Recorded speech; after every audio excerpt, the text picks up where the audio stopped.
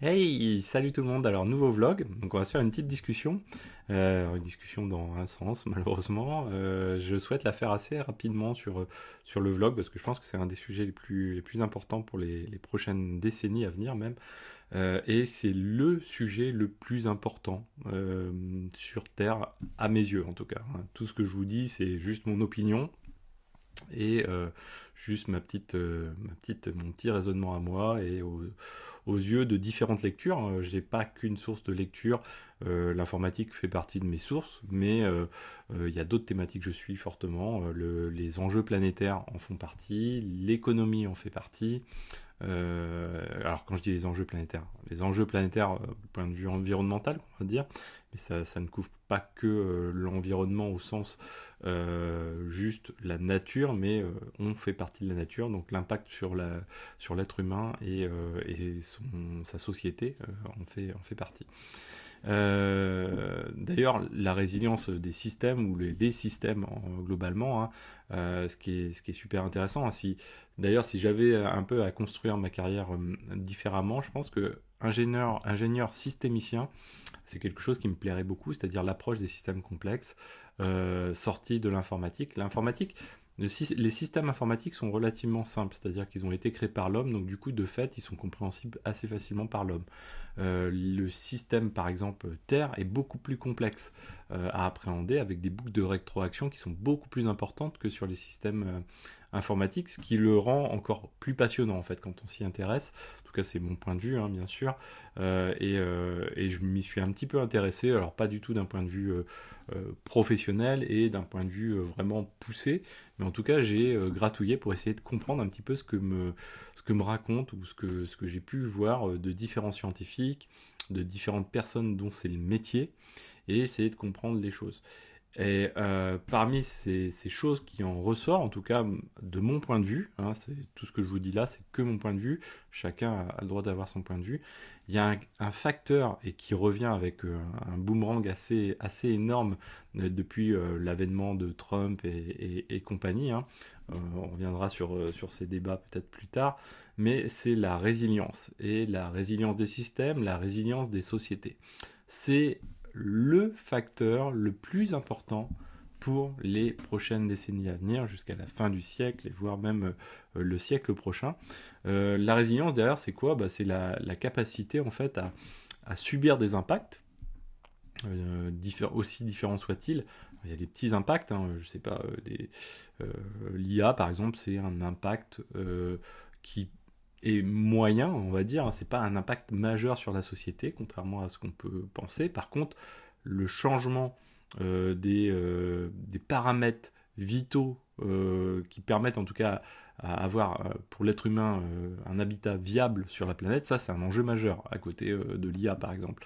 Bien peu importe, tous ces paramètres-là sont à prendre en compte et fait que par exemple notre espèce, est-ce qu'elle est résiliente ou pas? Est-ce qu'elle est capable donc d'encaisser ces chocs-là? Et en encaissant ces chocs-là, est-ce qu'elle est capable d'évoluer et de progresser? Alors là, je parle pour une espèce, mais ça peut être un système informatique, hein, si on prend quelque chose de relativement micro, et de se dire, voilà, comment je fais en sorte que ce système informatique, hein, on peut parler de Chaos Monkey ou de choses comme ça, c'est exactement pareil, hein, c'est la même fibre à des échelles complètement différentes, avec des enjeux complètement différents, une criticité complètement différente, mais néanmoins, voilà, on fait appel aux mêmes paramètres. Quand on fait de l'observabilité, etc., on fait appel aux mêmes paramètres. C'est ce regard-là qu'il faut avoir. Si on veut progresser, améliorer, avoir un système qui est en amélioration continue vis-à-vis de ces impacts-là, c'est-à-dire être capable de le faire progresser.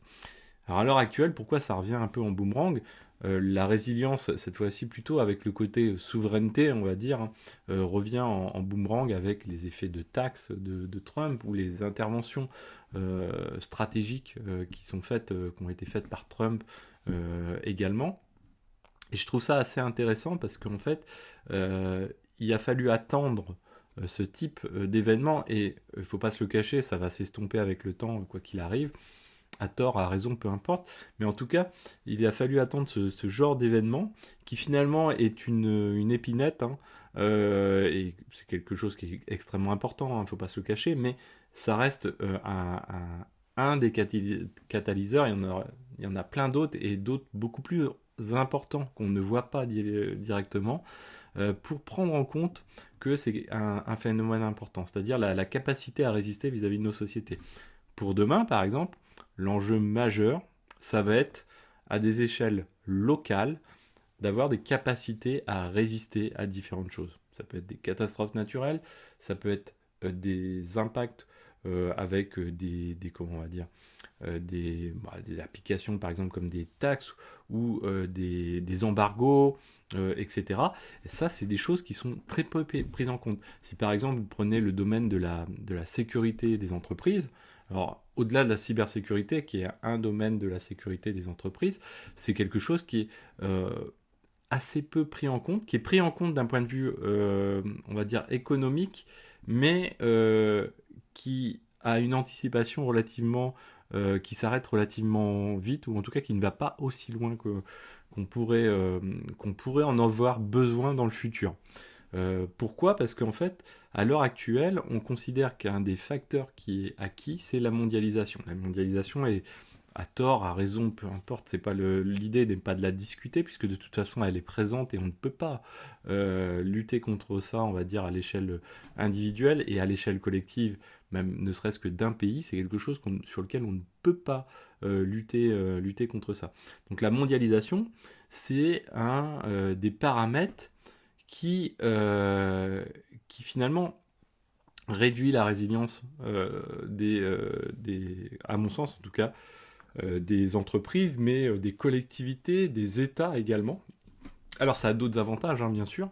Dans les avantages principaux de fait qu'amène la mondialisation, c'est que cette interdépendance entre les États a permis peut-être aussi de conforter la période entre guillemets de calme, en tout cas sans guerre mondiale ou sans guerre majeure, même s'il y en a et il y en a eu encore par le passé, mais en tout cas pour certaines sociétés, dont certaines sociétés n'ont pas été impactées, et bon, tant mieux pour nous, mais surtout tant pis, et quoi, dommage vraiment pour les autres, pas tant pis, hein, mais surtout dommage pour les autres, eh bien, cette mondialisation a permis finalement de garder le calme. Et on le voit à l'heure actuelle, hein, même quand on voit, c'est extrêmement intéressant de voir les agissements de Trump vis-à-vis des taxes, qui secoue complètement ce domaine, ce pan hein, finalement de notre économie et de notre structuration de l'économie, qui est la mondialisation. Trump secoue ça très fortement, et pour autant, ça résiste encore, je dirais presque tant mieux, hein, et on voit la force du système quand même à essayer de garder cette cohérence. Non pas que je sois pro-mondialisation du tout, hein, mais en tout cas on voit que ça a des effets quand même qui sont très forts, très puissants, qu'on n'aurait pas pu avoir. En tout cas, il aurait fallu imaginer d'autres systèmes, peut-être des réglementations collectives fortes. Alors, je ne parle pas des OMC, etc. Mais voilà, des choses assez fortes pour cela. Mais néanmoins, vis-à-vis de la résilience, ça doit nous faire soulever des questions, en tout cas, faire sortir, nous questionner sur certains aspects. Et on le voit à l'heure actuelle, alors on a parlé de la défense. Je trouve que d'ailleurs, le discours de J.D. Vance a été extrêmement intéressant pour l'Europe, hein, de se réveiller. Je suis totalement, on va dire, pas du tout en accord avec ces personnes-là, hein, bien sûr. Mais néanmoins, je dis bien sûr, vous pouvez penser autrement également, hein, ça me gêne pas particulièrement, mais néanmoins, voilà, ça a permis de lever quelque chose, c'est-à-dire de se dire, mais finalement, les États-Unis sont-ils les seuls gendarmes du monde, et en plus gendarmes tels qu'on les connaît, avec une certaine limitation et un certain intérêt pour leurs propres intérêts personnels, bien sûr. Ce qui finalement va de soi un petit peu, mais ça on en reparlera dans une autre vidéo. Mais c'est quelque chose qui ressort au grand jour. Et je dirais c'est quelque chose qui existe, ça existait bien avant, hein, depuis des dizaines d'années. C'était fait un peu sous le manteau, tout ça. Finalement, là, ça ressort au plein jour. Et on voit que malgré, et c'est pour ça que c'est pas nouveau finalement, c'est que malgré que cela sorte, et avec des paramètres qui sont complètement violents, on va dire, en termes de modification de paramètres économiques, de taxation, etc., bah ça résiste encore. Ça veut dire que c'était vraiment bien existant avant malgré tout, hein. Il y avait quand même des choses dont on avait connaissance, qu'on laissait faire. Maintenant, bah voilà, ça passe à un degré au-dessus. Alors la résilience des systèmes à l'heure actuelle, on se rend compte du coup qu'elle est relativement faible et je dirais la numérisation entraînait une forme de surmatérialisation des choses. C'est-à-dire qu'en fait, plein de choses qui n'étaient pas matérielles deviennent matérielles, hein. Par exemple, je veux communiquer avec, je sais pas, ma femme qui est en bas dans la maison, je lui envoie un SMS, alors ça je le fais pas, mais je lui envoie quelque chose, ou à quelqu'un d'autre à qui je pourrais dire, tiens, je te l'envoie, ou je t'en parle ce soir, bah, je vais pas le faire, je vais envoyer un SMS, je vais envoyer un email, etc. Ce qui a d'autres aspects intéressants malgré tout, mais néanmoins ça entraîne une matérialisation de choses qui n'étaient pas matérialisées auparavant.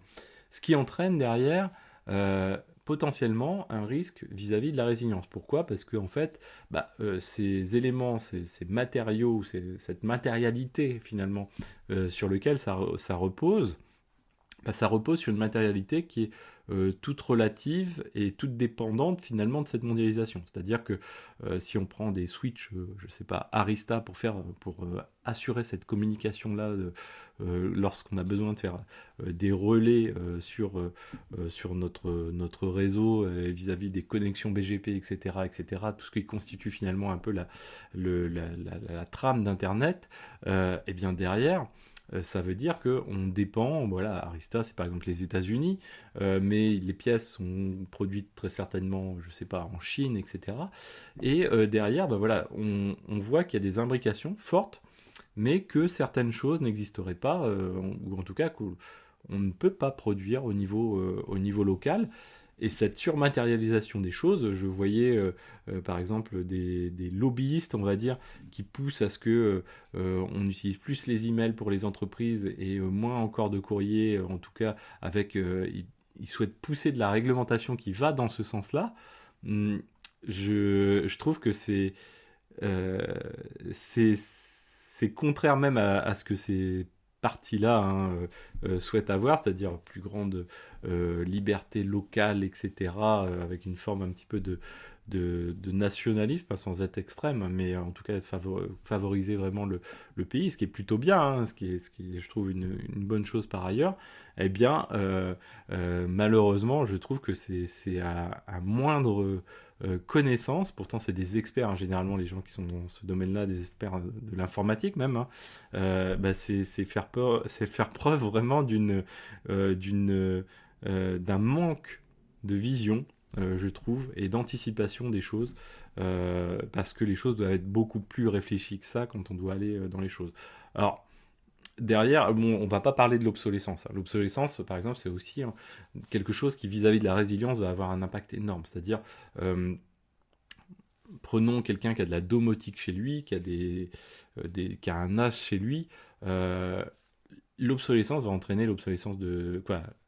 L'obsolescence programmée, alors c'est une chose, mais il n'y a pas que l'obsolescence programmée, l'évolution des technologies en est une autre, et puis le fait de se rendre dépendant de producteurs externes dont on ne sait même pas où ils sont. Je pense que la plupart des gens qui achètent un NAS ne savent même pas où sont produits les composants, et ce qui est assez logique, hein. On achète une voiture, on ne va pas s'amuser à se dire ah, la boîte de vitesse elle est construite là, etc.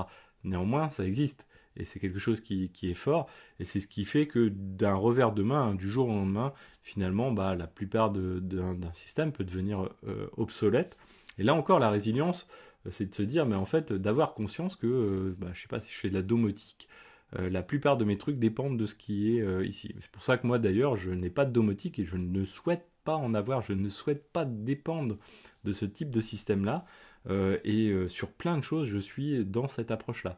C'est-à-dire que je ne veux pas me rendre dépendant pour des choses que je suis moi-même capable de faire avec mes deux mains. En plus, quand on connaît la capacité et l'efficacité du système, quoi, on va dire, de l'humain pour faire quelque chose avec une faible énergie, je peux vous dire que pour le concurrencer, faut s'atteler quand même 2 secondes. Même le vivant, hein, globalement, le vivant est un truc exceptionnel, hein, si vous vous intéressez un petit peu à la biologie, bah, quasiment peu, voire aucun système, quoi, ou en tout cas système automatique ou autre, hein, que ce soit des robots, mais plus généralement, est en mesure, avec le même niveau d'énergie, de réaliser la même chose que ce que fait le vivant, quoi, en fait. C'est un truc de dingue. Si vous prenez ne serait-ce qu'une libellule, c'est capable d'encaisser 30 G, ça a une énergie donc démentielle, et essayer de faire la même chose, de développer la même chose avec des composants informatiques, vous verrez que l'énergie que vous allez devoir, ne serait-ce que pour produire la pseudo-libellule elle-même et lui faire ces performances-là, ça sera, alors bien sûr, ce sera exceptionnel si c'est réalisé, déjà d'une part, mais ce sera à coup sûr avec des performances qui seront, en tout cas, des performances rapport énergie-performance qui seront à coup sûr inférieures. C'est de fait. C'est quelque chose qui est assez extraordinaire quand on s'intéresse à ces différentes sphères. Enfin bref, peu importe. Donc derrière, voilà, le truc qui est hyper important, c'est donc cette fameuse résilience. Et cette résilience, finalement, nous démontre une chose, c'est qu'on s'est laissé bercer hein, dans tout ce confort qu'apporte même la mondialisation, hein, c'est encore le cas, bien sûr. Hein. Et ça, en fait, on a un manque d'anticipation. C'est-à-dire que notre regard à long terme et notre capacité à prendre et à évaluer différents risques et surtout à lever différents risques, c'est-à-dire à être capable d'avoir connaissance qu'on a ces risques-là et que finalement, bah voilà, on doit toujours les évaluer, même si on va les écarter de temps en temps, mais on doit toujours les évaluer, bah finalement c'est quelque chose qu'on a mis de côté. Finalement c'est de la stratégie hein, quand on regarde des chefs d'entreprise parler, etc. Bien sûr, ça fait partie des stratégies des entreprises.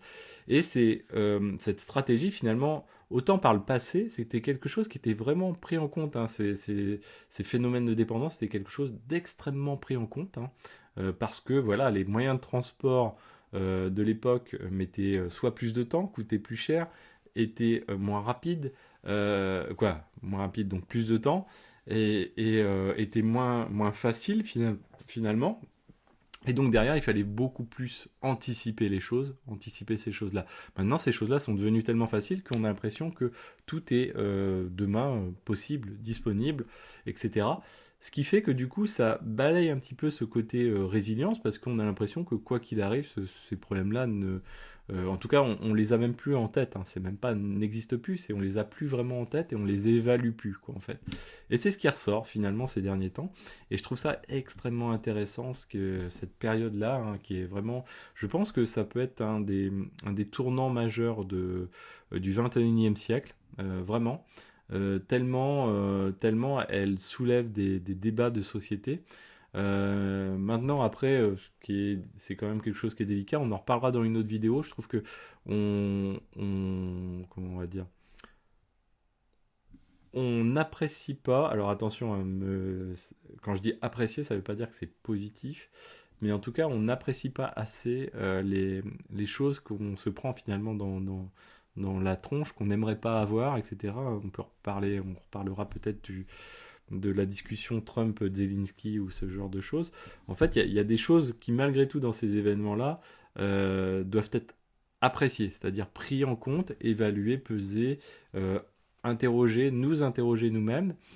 Et moi, je suis pas du tout d'accord, hein, bien sûr, avec certaines choses vis-à-vis de ça. Mais néanmoins, ça doit interroger. Si ces sujets-là arrivent sur la table, ça doit interroger et ça doit nous faire réagir, créer des contre-pouvoirs ou créer en tout cas des actions, on va dire, antagonistes, donc opposées à ces systèmes-là. Ça peut être valable pour Musk avec Tesla, etc. Il y a déjà des choses qui sont plus qu'en place. Hein. Ça va être extrêmement intéressant d'ailleurs de voir les 2 prochaines années. Hein. Ça va pas être plus que ça, je pense, vis-à-vis de cet ensemble-là. La résilience des systèmes est quelque chose de capital aussi.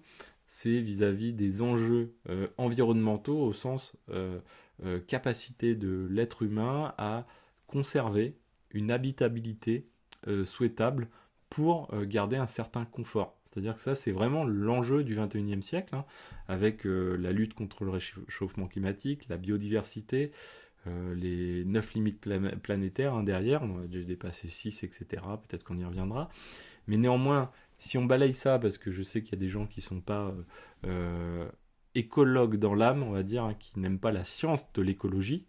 Moi, les écologistes, c'est pas ceux qui m'intéressent. Ce qui m'intéresse, c'est vraiment la science elle-même.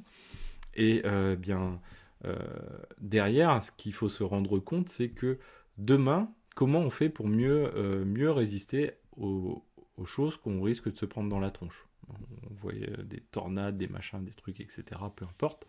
Mais comment on est plus résistant.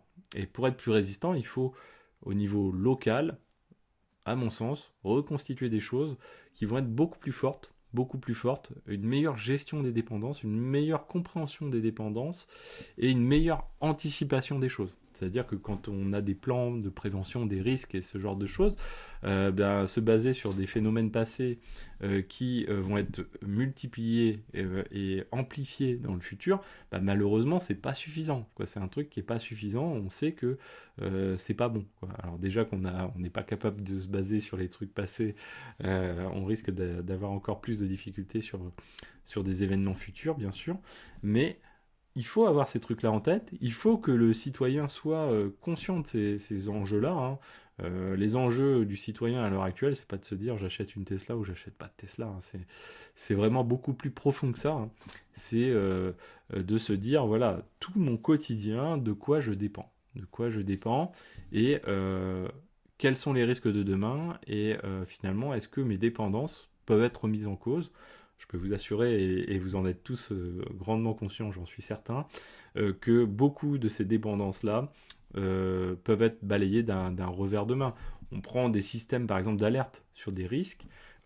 Énormément de systèmes d'alerte sur des risques sont basés sur des notifications à base de SMS, c'est-à-dire de simples, sans redondance, hein, juste des simples d'envoi SMS. Il suffit juste que le réseau téléphonique ne fonctionne pas. Voilà, on se retrouve un petit peu, on se retrouvera perdu, ça sera difficile. C'est plein de choses comme ça, hein. La gestion de risque est quelque chose de très important. On voit beaucoup de gens qui font beaucoup de choses en matière de cybersécurité. Là, c'est un pan de la sécurité, hein, bien sûr, qui est déjà sous-évalué, hein, parfois dans certaines entreprises. Mais néanmoins, en plus, c'est quelque chose qui doit être encore plus évalué que ces éléments-là. Voilà. La résilience, donc, c'est quelque chose qui est extrêmement important à prendre en compte, à la fois au niveau individuel, au niveau collectif, famille, environnement proche, au niveau local, c'est-à-dire collectivité. Pour moi, les collectivités, si elles doivent jouer un rôle primordial, pour moi, jusqu'ici, je ne suis pas convaincu par l'effet, par exemple, de la décentralisation, hein, qui a eu lieu au niveau de l'État français. Autant là, pour mettre en place, instituer une forme de résilience locale, je suis convaincu que les collectivités sont la bonne échelle pour travailler. Néanmoins, voilà, faut-il encore construire des choses qui n'existent pas encore, donc en tout cas sont à développer. Voilà, j'espère que cette vidéo vous a plu, c'était simplement un avis personnel. N'hésitez pas à mettre des commentaires, c'est ouvert à tous. Je n'impose pas mes idées, hein. Ça reste que mes idées personnelles. Je comprends tout à fait que d'autres personnes pensent d'autres choses. C'est des choses que j'aimerais retrouver dans les discussions de la sphère politique, mais vraiment de manière factuelle, concrète, hein, pas sur des choses où on blablate un petit peu et où certains peuvent prendre ces arguments-là, finalement, comme pour les entreprises, hein. Certaines entreprises, par exemple, utilisent la souveraineté comme un élément marketing. Finalement, c'est même plutôt un mauvais calcul que de le faire. Ou en tout cas, il faut le faire, mais autrement. Et ne pas dire venez chez nous parce que voilà, vous serez souverain. Il faut expliquer que tout ça, et ça se construit. C'est pas compliqué à construire que de convaincre un chef d'entreprise que finalement, ses dépendances à ces systèmes externes peuvent remettre en cause la survie de son entreprise. Et ça, il suffit de montrer quelques cas, quelques exemples, expliquer quelques exemples, aider les chefs d'entreprise à travailler cette résilience-là et donner les solutions qui finalement, c'est ni plus ni moins que d'utiliser des entreprises locales. Voilà, locales ou nationales, européennes, pourquoi pas. Voilà, j'espère que cette vidéo vous a plu. N'hésitez pas à poster vos commentaires et je vous dis à très bientôt. Ciao à tous!